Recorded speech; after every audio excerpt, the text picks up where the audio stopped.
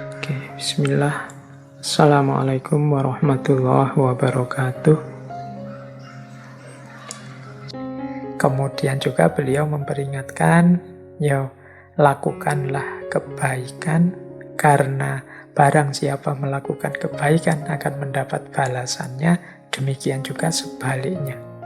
Barang siapa yang melakukan keburukan, melakukan kejahatan, ya siap-siap menerima balasannya. Jadi itulah pelajaran yang diberikan oleh Khalifah Umar lewat pidato pertama beliau. Terus, baik, itu hikmah pertama. Sekarang kita lihat ya hikmah-hikmah yang lain yang berasal dari beliau. Ada banyak sekali sebenarnya kitab-kitab yang menceritakan, mengisahkan tentang hikmah-hikmah dari kehidupan beliau. Termasuk hikmah-hikmah yang beliau sampaikan langsung. Malam hari ini kita akan sedikit belajar tentang hikmah-hikmah yang beliau sampaikan ini. Setelah tadi kita belajar dari pidato, sekarang kita belajar beberapa kalimat mutiara dari beliau. Ini pelajaran pertama yang menurut saya sering beliau sampaikan, antara lain berhubungan dengan pengendalian diri. Jadi, satu ketika beliau menyatakan seperti ini. Beberapa saya sertakan bahasa Arabnya ya, biar teman-teman familiar juga mendengarkan kalimat-kalimat dalam bahasa Arab. Selama ini kan yang terbanyak sering kita sampaikan dalam bahasa Inggris. Beberapa di antaranya ya dalam bahasa Jawa. Sekarang kita ambil yang dalam bahasa Arab. Satu ketika Umar bin Khattab menyatakan begini, La tanzuru ila siyami ahadin wala ila solatihi walakinin zuru ila man idha hadasa sodako wa idha tumina adha wa idha asfa aihamma bil maksiyah waro'a. Ini pelajaran tentang pengendalian diri. Artinya yang pertama, janganlah kalian melihat puasanya seseorang atau sholatnya seseorang, tetapi lihatlah orang-orang itu yang ketika berkata-kata yang keluar adalah kebenaran. Dan ketika diberi amanah, mereka menunaikan. Dan ketika mereka ingin melakukan maksiat, mereka menahan diri. Dari nasihat Khalifah Umar ini, yang pertama, untuk menetapkan kualitas seseorang, tidak bisa kita hanya melihat secara kuantitas aspek-aspek lahiriahnya saja. Di situ secara jelas disampaikan, jangan hanya melihat puasanya saja atau sholatnya saja. Karena kadang-kadang ada orang itu yang puasanya serius, sholatnya kelihatan serius, tetapi kelakuannya sehari-hari, perilaku-perilaku di luar sholat, di luar puasa, berkebalikan dengan semangatnya sholat maupun semangatnya puasa. Jadi pesannya Umar ini kepada kita adalah untuk kalau melihat seseorang itu jangan hanya lihat sholatnya atau puasanya. Khawatirnya kita tertipu, nanti kita anggap, wah orang ini sholatnya sudah tekun, puasanya juga sudah rajin sekali, pasti orang baik. Nah, kalau hanya lihat itu, kita bisa tertipu. Maka lihatlah pada aspek-aspek lain yang disarankan oleh Umar adalah cari orang, lihatlah, nilailah orang itu yang pertama saat dia bicara. Kalau dia bicara, itu yang diomongkan kebenaran atau kebohongan, atau mungkin dia melakukan manipulasi-manipulasi informasi dan lain sebagainya. Jadi yang pertama coba yang dia omongkan, jujur, benar, atau bohong atau salah. Yang kedua, lihat tanggung jawab dia. Kalau dia oleh Allah diberi amanat pekerjaan apa, posisi apa, atau jabatan apa, amanah atau tidak. Dia curang enggak? Dia korupsi enggak? Dia males enggak? Dia santai-santai enggak? Dan lain sebagainya. Nah, itu kan parameter dari amanah yang dia emban. Dan yang ketiga, itu ketika dia hama bil maksiyah, jadi menginginkan kemaksiatan. Orang itu kan senantiasa dalam dirinya seringkali ada dorongan-dorongan, mungkin dari hawa nafsu, mungkin bisikan-bisikan setan untuk melakukan keburukan, kejelekan. Itu mampu ndak dia menahan diri? Nah ini, lupa gimana Pak? Untuk mendeteksi ada dorongan atau tidak kalau kita bukan yang ngalami langsung. Ya mungkin bisa dilihat dari lingkungannya. Loh itu teman-temannya loh sudah melakukan hal yang sia-sia semua. Dia saja yang enggak. Oh yang lain sudah curang. Dia sendiri yang enggak curang. Itu kan berarti menunjukkan orang yang mampu menahan diri. Jadi apakah dia kalau ngomong lurus, apakah dia kalau diberi amanat bertanggung jawab, apakah dia mampu menahan diri. Ini yang lebih penting, yang kita jadikan parameter untuk menilai seseorang. Ini menurut Khalifah Umar. Ini saya kira kalau yang ini mudah dipahami ya. Teman-teman tinggal mempraktekkannya biar tidak tertipu.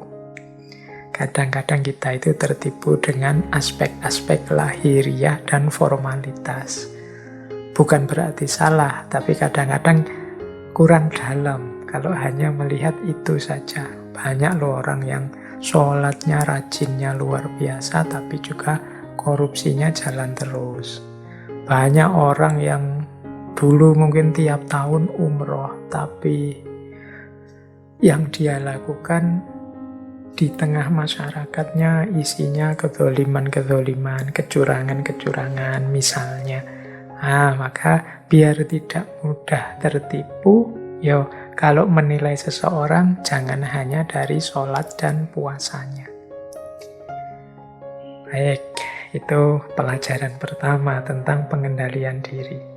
Pelajaran kedua, kalau ini mungkin ada yang tidak setuju, ada yang setuju. Amitul batila bisukuti anhu wala tasarsaru fayantabihus syamitun. Tapi kita coba pahami lebih dalam yang dimaksud oleh Khalifah Umar dalam kalimat yang kedua ini. Bunuhlah amitul batila, bunuhlah kesesatan itu bisukuti anhu, dengan mendiamkannya. Wala tasarsaru, jangan kamu sebar-sebarkan dengan gosip dan lain-lain. Fayantabihus syamitun, sehingga membuat para pemfitnah terbangun. Sehingga terus dia terbangun berarti dia kemudian menyebarkan fitnah-fitnah yang sampai padanya. Jadi ini menurut saya nasihat yang kedua ini penting untuk kita pedomani dalam kasus kadang-kadang ada kesalahan-kesalahan, kekeliruan-kekeliruan yang dilakukan oleh orang-orang di sekeliling kita yang itu lebih baik kita diamkan. Atau seandainya harus diingatkan, kita ingatkan secara diam-diam. ndak usah dipublish, ndak usah diumumkan di khalayak. Jadi kan dulu waktu kita sesi-sesi para sufi, sesi para fakih, itu kan banyak nasihat untuk kalau mengingatkan orang, jangan di publik, jangan di depan orang banyak. Karena alih-alih mengingatkan itu nanti jadi mencela. Yang baik adalah coba ingatkan langsung. Sampaikan langsung pada yang bersangkutan tanpa harus kita pamer-pamerkan kesalahannya pada orang lain. Wala tasar-saru, karena menyebar-nyebarkan itu namanya tasar-sar. Tasar-sar itu gosip, atau kalau bahasa agamanya dekat dengan hibah. Hibah itu kan menyebar-nyebarkan kejelekan, kesalahan orang lain meskipun itu sebenarnya kebenaran. Faktanya memang begitu. Tapi mbok yo jangan disebar-sebarkan. Kalau harus mengingatkan, diingatkan saja secara privat, diam-diam. Atau kalau memang sama sekali tidak mungkin, bisukuti anhu, kata Khalifah Umar ini, diamkan. Fayantabius syamitun. Mengapa kok tidak harus disebar-sebarkan? Biar tidak mancing orang untuk memfitnah. Karena orang itu biasanya kalau yang sudah terbiasa fitnah, kita menyampaikan kesalahan 5 cm, dia akan nambah-nambahi jadi 10 cm. Para pemfitnah itu kesalahan 10 akan dia sebar kemana-mana jadi kesalahan 20. Yang 10 ini yang fitnahnya, meskipun hakikatnya yang 10 awal ini faktanya. Tapi akhirnya kan jadi 20. Akhirnya ya lahirnya fitnah-fitnah. Biasanya orang yang sudah sangat tidak suka pada seseorang atau sekelompok orang itu terus mencampur antara yang fakta dengan yang fitnah. Jadi seolah-olah semuanya fakta, padahal sebagiannya fitnah. Maka di antara jalan agar kita tidak terjebak dalam ghibah dan fitnah adalah amitul batil bisukuti anhu. Membunuh kesesatan dengan tidak menyebar-nyebarkannya. Dengan mendiamkannya. Kalau mau mengingatkan, ya diingatkan secara diam-diam. Nah, ini penting. Biasanya kita tuh yang sudah terbiasa nge-share apa-apa, tidak peduli hoax apa tidak, itu kan gatel. Kalau ada berita kok unik atau berita yang menurut kita bombastis, ini mesti banyak yang nanggapi, banyak yang like, banyak yang komen. Itu biasanya lebih menarik kita untuk kita tasar-sar tadi, kita sebarkan. Oke, ini ada lanjutannya. Ada kalimat lain dari Umar juga. Manadamtu ala sukuti marrotan lakinnani nadamtu alal kalami miroron. Aku tidak pernah menyesal atas kediamanku, meskipun sekali. Jadi tidak pernah sekalipun aku menyesal karena kediamanku, namun aku berkali-kali menyesal karena kata-kataku. Ini kadang-kadang kan kita kalau ada kasus, ada masalah, itu milih diam saja. Ada kalanya kita reaktif, responsif, milih ikut ngomong, ikut komentar, ikut menilai, menjudgment, bahkan sekali-sekali ikut maki-maki, mungkin tidak sadar ikut juga fitnah. Kata Khalifah Umar, kalau pas aku diam, itu tidak pernah sekalipun aku menyesal. Menyesal itu kok ya aku tadi diam ya, kok tidak ikut-ikut komentar ya, kok tidak ikut-ikut mencela ya, kok tidak ikut-ikut maki-maki ya, itu enggak, aku tidak pernah menyesal kalau yang tentang kediamanku. Tapi aku berkali-kali menyesal ketika aku ikut ngomong atas kata-kataku. Jadi ya mungkin ada yang pas, ada yang aku puas, tapi sering sekali aku menyesal. Ngapain aku tadi tidak komen, ngapain aku tadi ikut ngomong, ngapain aku ngomong begitu, dan lain sebagainya. Jadi ini pentingnya pengendalian diri. Jadi manadamtu ala sukuti marrotan lakinnani nadamtu alal kalami miroron. Baik, terus. Nah, ini yang selanjutnya, ini keutamaannya orang mengendalikan diri. Laisa khairukum man amila lil akhirah wa tarokat dunya au amila lid dunya wa tarokal akhirah. Walakin khairukum man akhadha min hadhihi wa min hadhihi. Wa innamal haraju firrohbati fima tajawaza qadrul hajah wa zada ala haddil kifayah. Bukanlah yang terbaik di antara kalian orang yang beramal untuk akhirat dan meninggalkan dunia, atau beramal untuk dunia dan meninggalkan akhirat. Tetapi orang terbaik di antara kalian ya orang yang mengambil dari dunia juga mengambil dari akhirat. Sesungguhnya yang tercela, yang jelek itu adalah ketika kita menginginkan sesuatu melebihi ukuran kebutuhan atau melebihi batas cukup. Ini pelajaran dari Khalifah Umar.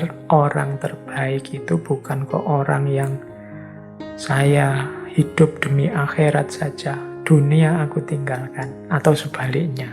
Ini lebih jelek, orang yang dunia saja akhiratnya ditinggalkan. Tetapi yang terbaik itu ya dunia ya akhirat, tetapi secukupnya saja, sesuai kekuatan, sesuai kemampuan kita. Jadi ibadah ya sesuai kemampuan, kekuatan, jangan sampai menyiksa diri.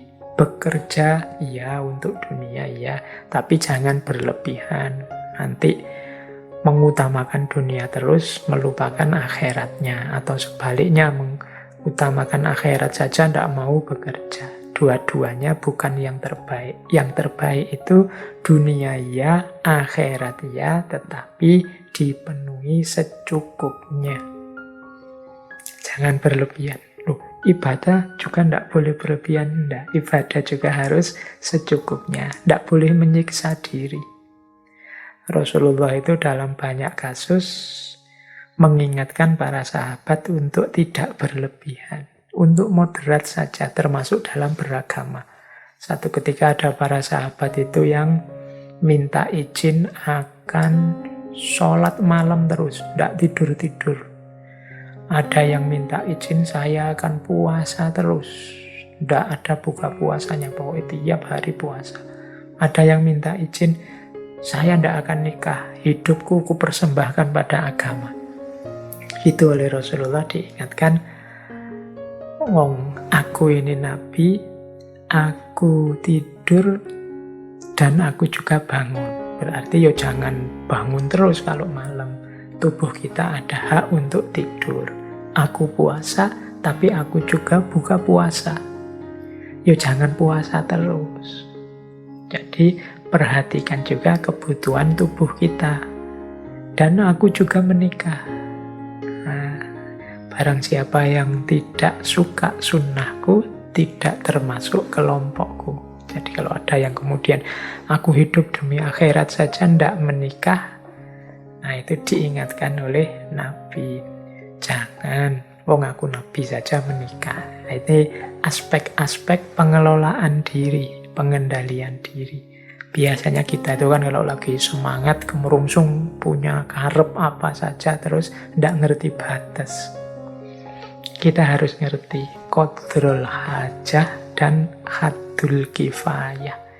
Ukuran kebutuhan kita dan batas kecukupannya. Jangan berlebihan. Baik, kita lanjutkan ya. Itu tadi nasihat dari Khalifah Umar. Baik, saya akhiri sekian. Kurang lebihnya mohon maaf. Wallahul muwafiq. Wallahu a'lam bishawab. Wassalamualaikum warahmatullahi wabarakatuh.